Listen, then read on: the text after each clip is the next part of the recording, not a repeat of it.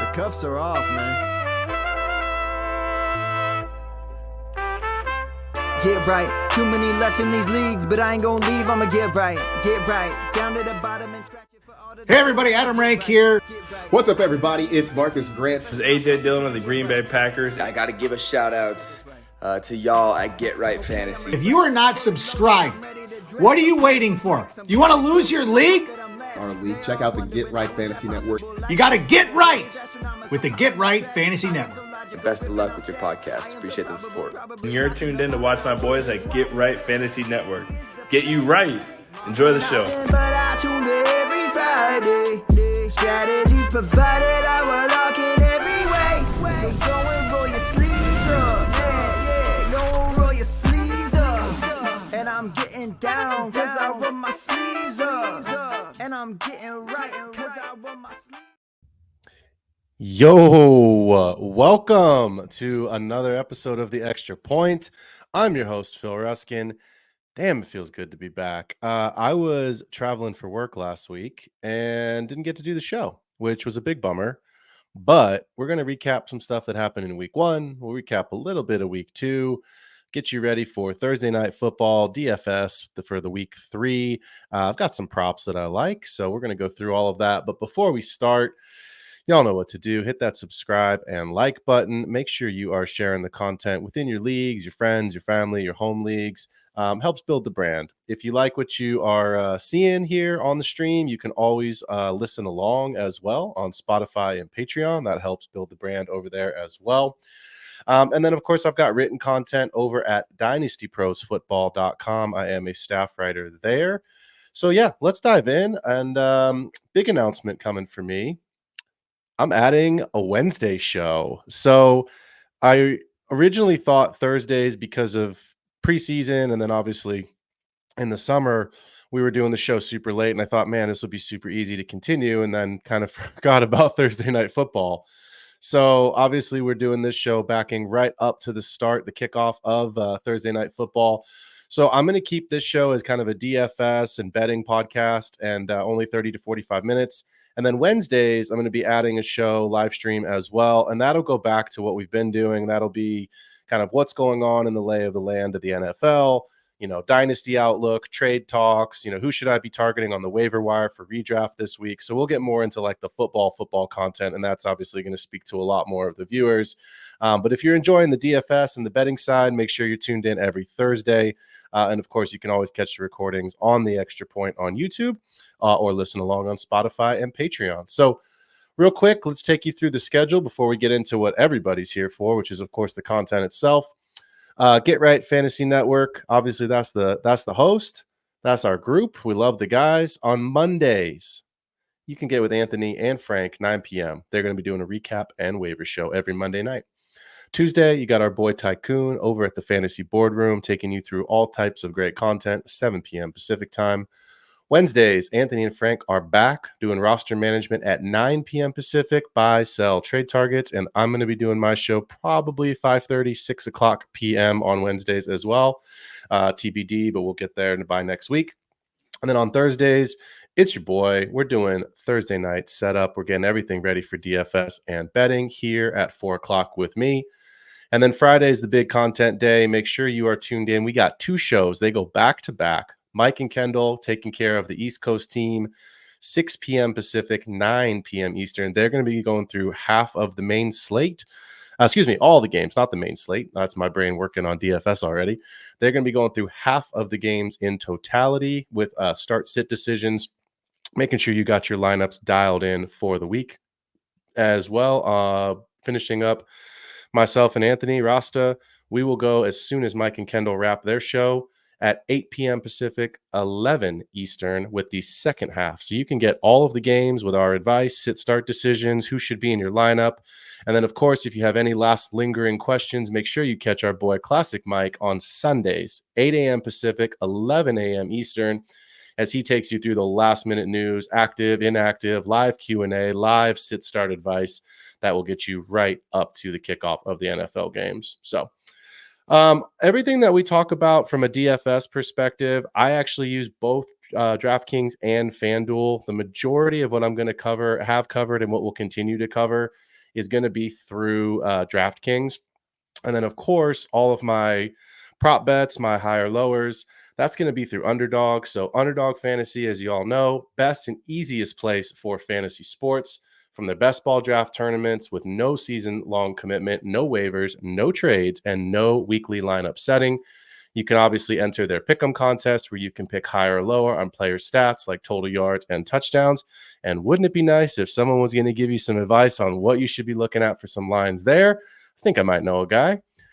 Make sure to use the promo code GETRIGHT, GETRIGHT, GETRIGHT. Receive a 50% deposit match.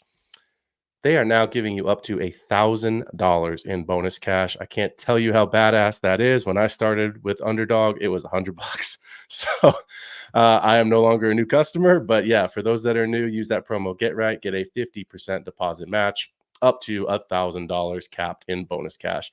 Visit underdogfantasy.com and download the fastest growing fantasy app from your app store today. I got hit up this week a couple times from a couple of people I play with in leagues. I'm in a ton of leagues, but they wanted to know, because we do the show every week, DFS and betting props. Hey, Phil, you had all these week 1 props. How'd you do? So let's go over them real quick. In week 1, we had the Chiefs hosting the Philadelphia Eagles. I only took props for that game. So I didn't do the whole week on the show. I did them on my own. I'm not going to cover those because I didn't go through them on the show. So what I did cover on the show was Travis Kelce was the free square. It was basically a 0.5 yards. Obviously, we took the over on that. He obviously hit it, although not by much. We also had Derrick Henry. We liked Derrick Henry on the over for a rushing touchdown. That was a win. Rashee Rice, 61.5 receiving yards. I took the over. That was a win. Patrick Mahomes, 1.5 passing touchdowns. I took the over. That was a no. He only threw 1 passing touchdown. Xavier Worthy in his 21-yard rushing touchdown, messing up my betting line, Xavier Worthy. Just had to say nice things about you this summer, and I would have got Patty Mahomes for 2 touchdowns there. Saquon Barkley was an anytime touchdown scorer. I took the over on that. That was a winner. And I took Devonta Smith for 11.15 fantasy points, full PPR. Took the over on that. He only he got it, but he got it on the last play of what was the last play of his game. So we went 5-1 in week 1. So awesome to put some money in the bank, but also just feeling really good about the way that I was perceiving the game, and then obviously how it played out. So got Rasta here. What up, my guy? Always here checking us out, showing us love. What up, boss? Love having him in the house. So that was week 1 recap. Let's jump in and do some Underdog props and what I like for tonight. And then because it's early enough in the week, I want to give you some lines that I think could and probably should hit for the weekend. So let's start with tonight. Look, the Jets defense is, on paper, it's awesome. It's awesome, but it's just not been what it's been advertised these first 2 weeks. They're pretty susceptible right now. It's 11th against the tight end position in terms of total yards and receptions given up. There's 2 more guys, and you forgive me for the names off the top of my head, but a linebacker and a lineman that are also missing tonight. So I don't love this game environment. I'm just not thrilled on either one of these teams, but there are some players I think are going to have good nights. So Ramondre Stevenson, these are on Underdog. If you want to pull your app, if you feel like these are lines that you like, go ahead and jump in. Please play responsibly. Only bet what you can afford to lose. But Ramondre Stevenson, 17 rushing attempts. I'm taking the over on that. He was at 21 and 24 rushing attempts in week 1 and week 2 this year so far. Look, Jacoby Brissett's I won't call him a game manager, but he's not throwing. He's not pushing the ball downfield. It's very clear what the Patriots want to do. They want to get the ball to Ramondre. They want to hide their quarterback, and they want to win ugly. And so for me, I think Ramondre at 17 rushing attempts, he should hit that line tonight. I really feel like that's a line that should be well within his range of outcomes. So on the other side of the ball, look, it's Breece Hall. We all know he's the guy. There's no surprises there. But what's really been nice about Breece is that his usage is off the charts. I mean, it's just through the roof. So I like Breece tonight. The line I have him for is 5.5 targets. I'm going to take the over. He has actually gotten that both weeks. So I will take the over on 5.5 targets in the passing game there from old man Rodgers. Hunter Henry, I mentioned already. Look, last week, 109 yards, 12 targets. I mean, it was chaos. He's not going to repeat that. Don't expect that again. But the line on him tonight is 34.5 receiving yards. I'm going to take the over. Like I mentioned just a couple minutes ago, the Jets are giving up the 11th most receiving yards and targets to the tight end position. We just don't love the wide receivers there in New England. And, like I said, I think it's pretty clear what they want to do, right? Get the ball to Ramondre as much as they can. So 34.5 receiving yards. I think it's going to be pretty close. That's probably my scariest line here tonight, but I feel confident that Hunter Henry can get there in the over. And I know I'm going to probably get a raft of shit for this one, but I don't like taking unders because I don't like rooting against players. But Garrett Wilson, 5.5 receptions. I'm going to take the under tonight. I have to pull my stats real quick on him. He hasn't gotten there yet this season. It's not a great game. Like I mentioned, it's not a great game environment. So he has had 6 receptions and 4 receptions, respectively. Week 1, 6 against the Niners. And then 4 receptions last week against Tennessee. Tennessee's defense is interesting. It's actually better than we thought. So, take that one for what you want. If you believe in it, play it. I'm going to play it. If you don't, I don't fault you. But Garrett Wilson has not lived up to the round 1, round 2 advertising. So I'm going to take the under tonight on Garrett Wilson, 5.5 receptions. Joe Ortiz in the chat. Wilson going to get 5 by halftime. Look, that's how it goes sometimes. It might just be a hyper targeted night from Aaron Rodgers. So the one caveat I think a lot of people say is, oh, you're going to play this as an entire parlay card. I didn't. I split it.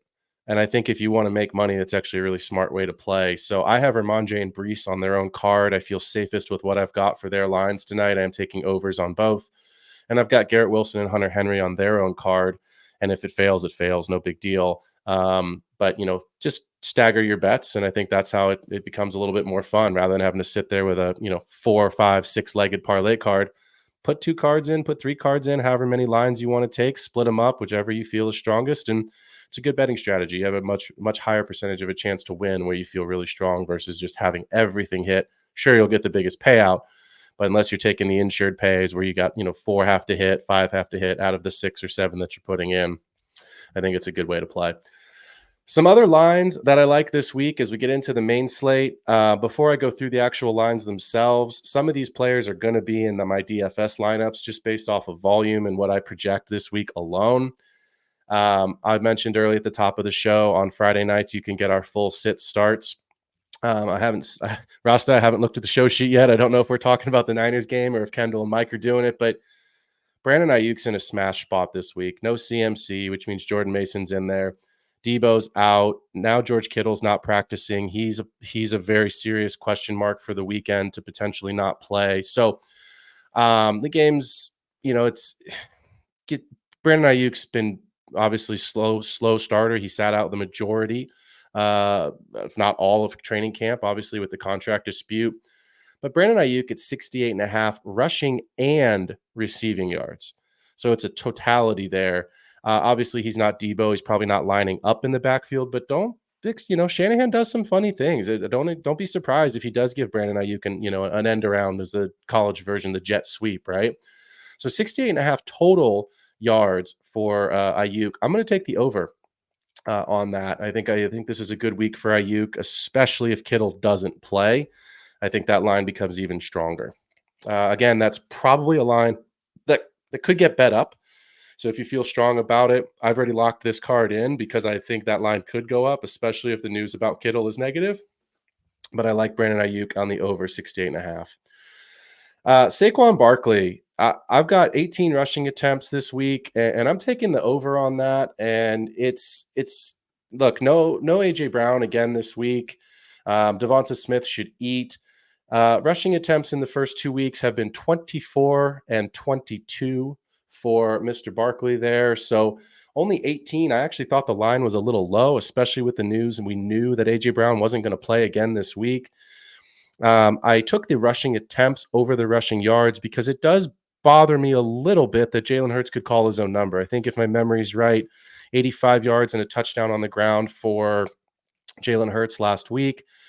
So at this point, I don't care what Barkley's total is because I just need him to rush more than 18 times. And I think he's going to get there. He's gotten there in both games.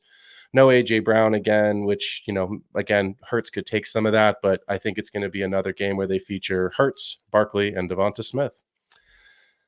This line is one that I love. It's Raheem Mostert is practicing. Jeff Wilson is practicing. I don't think it matters. I think Achane is the guy either way. So I've got Devon Achane over 23.5 receiving yards. That's a line, obviously, last week that he cleared pretty easily. Obviously going for 69 receiving yards last week and then 76 in week 1. Again, I felt this line was pretty low given what he's been doing these last couple of weeks. And so, again, with Tua being out, the game's in Seattle, Skylar Thompson's first start, I expect Mike McDaniel to give Devon Achane just about all that he can handle, and certainly getting Jalen Wright involved if Mostert's healthy. But, if they're just now starting to practice these guys, I can't imagine they're taking the ball out of Achane's hands. So 23.5 receiving yards. Give me the over on that one. And then Gibbsy, another game environment that I think could and probably should be a shootout, a game, that environment that we really like with the Cardinals and the Lions. So give me Jahmyr Gibbs at 3.5 receptions. I will take the over. He has cleared that in both weeks this week. Both weeks of this season. And again, if he's going to go 20, 30, 40, 60, whatever his total is going to be, that's fine. But I just need the receptions on this one. So these were some lines that they kind of stood out like this, way too low for what these players are capable of. So again, it's betting. Nothing's guaranteed. You have to take, everything with some risk. But, I like to use a lot of data. I like to use a lot of numbers when I make these decisions, especially when I'm putting my own money on the line. And like I said, these lines, they just seemed too low. So I took all the overs. And again, I don't like betting unders unless it's a crazy line, because I want to root for players. I certainly don't want to root against players. So I'm going to pause before we get into the DFS cash lineups. Ross is saying we will always have our Niners game, so that's good to know. So we'll always have the Niners as one of our featured games we talk about on Friday nights for those sit-start decisions. Although we may not have much to talk about, Rasta, then ain't nobody playing this week. Rasta also saying, I'm mad at our strength and conditioning coach, why everyone has a hammy or a calf strain, except the guy who's always from the facility holding out. It should be the other way around. Yeah, Brandon Ayuk's healthy. He's like the one guy right now that you can kind of plug and play if you're playing the Niners. Obviously, Jordan Mason, if you're playing a Niner and he's in your lineup, you can plug and play in that one as well. So as we switch gears off of Underdog and our over and under segment, let's jump into some of my, again, cash game pool player pool, And again, for those that might be new to the DFS space, cash game, we're really looking for ceiling. We're looking for who can be the highest scorers at their position, who can, quote unquote, break the slate. And we're not necessarily looking for tournament plays, those large field tournaments where those are called GPPs, guaranteed prize pools. But that's where you're looking for, I played Quentin Johnston last week in a GPP. It made me, pull the dodgeball and kind of, throw up in my mouth a little bit to press the button on his name. I felt like it was a good game environment. He scored 2 touchdowns. He ended up being the difference maker for me and won me some money last week. So thanks, QJ, for probably the only 2 touchdowns you're going to score all year. But the GPPs, you're really looking for those outlier positions, ways to get different guys that probably aren't in anyone's regular fantasy lineup, certainly not in your redraft lineups, but they get a touchdown or 2 and all of a sudden that completely changes your outlook for the entire week from a DFS perspective. So in cash, we're looking for high ceiling, who can be the overall number 1 finisher.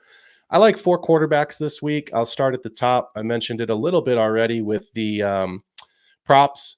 I like Jalen Hurts at 7,300. I think, again, as I mentioned, 85 yards on the ground last week and a touchdown. It is hard to bet against Jalen Hurts. With no A.J. Brown, I think it's an even stronger play. It is an expensive buy-up. I think he's quarterback 2 on the week in terms of price. So you just have to kind of figure out how you want to go and put your lineup together. he's in my cash pool because I haven't made my lineups yet. I usually do 2 or 3 different cash lineups. I'll probably have some exposure in a game where I'll stack him with Devonta Smith because I'm going to preview and talk about him in a little bit here. But I do like these other 3 quarterbacks a little bit better than Hurts just based off of price. And that quarterback 2 on my list this week is Kyler Murray.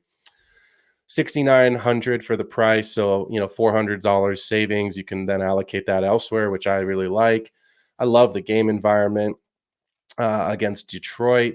Hoping for a shootout. Marv did what we all drafted Marv to do last week.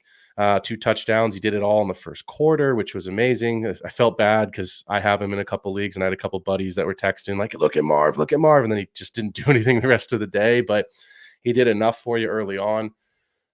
I like Kyler this week. Kyler gives you kind of a poor man's Jalen Hurts. He can pass it. He's got Marv who can obviously take the top off of defense, and then he's going to run a little bit. So I like Kyler at 6,900. And I like the other side of the ball there as well. I like Jared Goff at 6,500.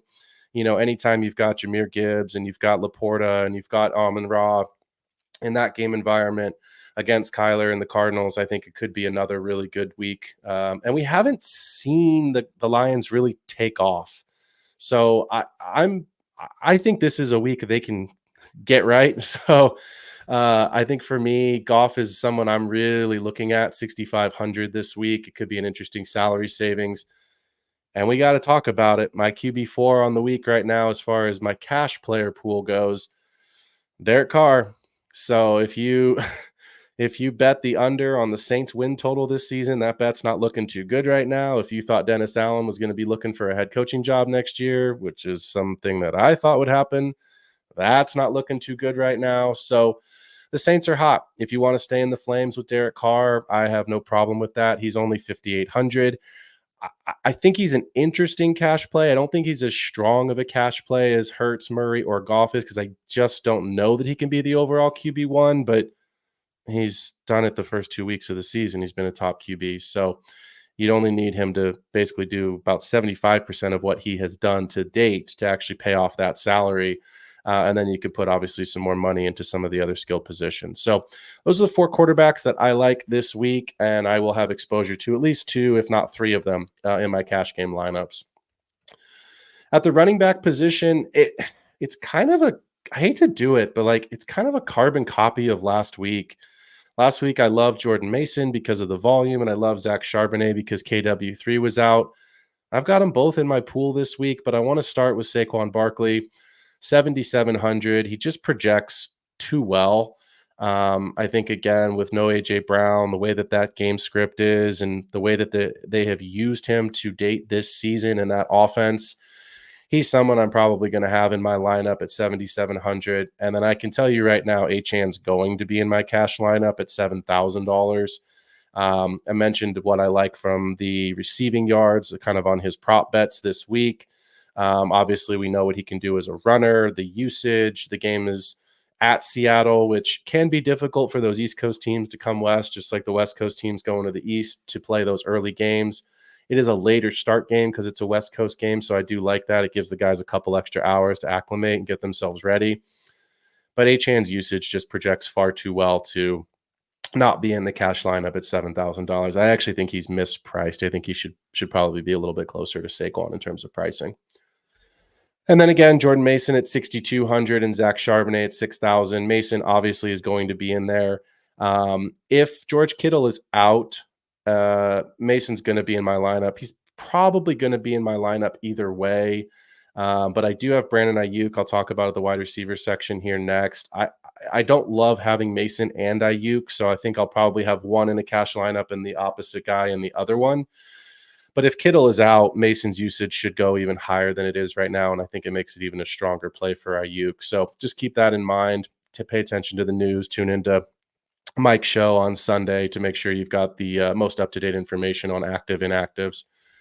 And then Zach Charbonnet, look, I think KW3 is not practicing again. I think he practiced in a very limited fashion. He's not tagged as doubtful right now. He is still a questionable tag, but pay attention to the news. We got a couple more days here before the game on Sunday. And I'll be honest, if Skylar Thompson, obviously he is the quarterback, you might not play KW3 if you're the Seahawks. I think they're probably thinking they can win that game, with Charbonnet and obviously the receivers that, JSN had a good week last week. It's still Tyreek Hill. It's still Jalen Waddle, the same thing we used to talk about and do talk about with Tua. Skylar Thompson can throw a 5-yard pass and Tyreek can run the other 70 for your 75-yard touchdown. The difference is he can't push the ball down the field, and there's obviously some holes in his passing game if you watched a little bit of it last week, which was just atrocious in that Buffalo beatdown. But Saquon Barkley, Devon Achane, Jordan Mason, and Zach Charbonnet in my running back pool this week for cash. Let's move to the wide receiver position. I have 5 players here, pretty heavy, as you can tell, on the Eagles this week. It's a volume play. I just 6,900 for Devonta Smith is priced way too low. I don't, I think if my memory's right, they were the Monday night game, so that was probably why he got the Monday night discount, because the pricings do come out the day before on Sunday night. So that's probably why he was priced down so far. But again, we knew AJ Brown wasn't going to be available this week. We knew it was a 2, potentially, Manny is a 4-week injury. So Devonta Smith projects really, really well. He's obviously the guy there, and I think it should be another big week. Devonta Smith is a lock. He's really the only player right now that is absolutely locked into my cash lineup at 6,900. The next 2 guys I want to talk about, you can take your pick, and I'm going to start with the cheaper of the 2 because he's been the better of the 2, and that's Rashid Shaheed at 5,300. Rashid Shaheed has done what Rashid Shaheed always does, and he catches big, long touchdowns. So he's a great best ball play, a guy that you just don't have to worry about on a weekly basis. But Carr's been finding him. He's been catching big, long touchdowns. I mean, the Saints are passing the ball. The offense looks good. They've got Clint Kubiak running the pre-snap motion. They look like a proper NFL team. So at 5,300, Rashid's somebody I'm probably going to have some exposure to. And look, Chris Olave hasn't scored, but at 6,300 for an extra $1,000, if you pay down at quarterback, I think you can squeeze him in the lineup. Obviously, don't play the 2 of those guys together, but Chris Olave's due. He's due, man. And so I think at some point it's going to be a touchdown going his way. I'm going to be pretty tuned in this week to what the reports say in practice and how guys look, because I'm going to have exposure to one of the 2 Saints wide receivers. Right now, my lean is Shaheed, just based off what we've seen, his usage, his involvement in the offense, and then obviously his ability to get open and Carr to find him. But I think Olave could have a good week. So take a look at the Saints receivers. You'll notice I didn't mention Alvin Kamara. I think Alvin Kamara is going to eat again. I think he's going to have another great week. He's priced up too high for me. So I'd rather go elsewhere, because at the number 1 running back position, he has to finish as the RB1 or 2 to pay that off. He certainly can, but you can't jam all these guys into the lineup and still have enough money left over. So I think the way that I've laid it out this week is projecting out guys that should be pretty high volume, where you can actually get a pretty good return. And I find a punt play at the tight end position, or I find a super cheap, Yoshi Voss has been my cheap kind of punt play the last 2 weeks for Cincinnati. Obviously that hasn't gone well. So I'd rather go somewhere else than just find the cheap punt play this week. So 6,300 for Olave, 5,300 for Shaheed. And then Brandon Ayuk at 6,200. I talked about him already. Again, that Niners team is, man, we're banged up. I think Brandon Ayuk projects really well, even if George plays. There's still no Debo. There's no CMC. So I think Ayuk should have a good week. I think Ayuk will be a lock in my cash lineup if George Kittle does not play this weekend.